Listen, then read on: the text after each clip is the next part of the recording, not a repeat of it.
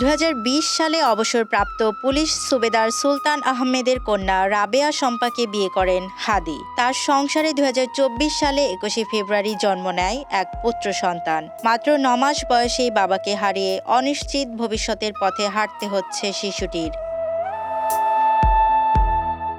টিনসের একটি ঘরেই জন্ম হয়েছিল সৈয়দ শরীফ ওসমান হাদির। ঝালকাঠির নলছিটি উপজেলার খাসমহল পৌর এলাকার সেই ভাঙাচোরা ঘরেই কেটেছে তার শৈশব কৈশোর। নিম্ন মধ্যবিত্ত পরিবারের সন্তান হাদি বড় হয়েছেন অভাব, সংগ্রাম আর স্বপ্নের মধ্য দিয়ে।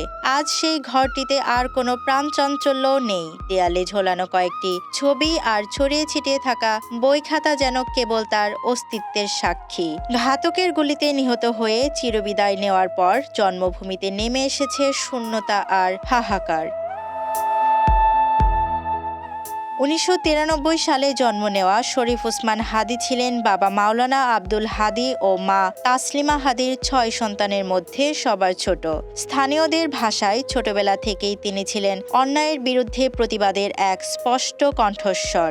নেসারাবাদ NS কামিল মাদ্রাসা থেকে দাখিল ও আলিম সম্পন্ন করে পরে ঢাকা বিশ্ববিদ্যালয়ে উচ্চশিক্ষা গ্রহণ করেন হাদি।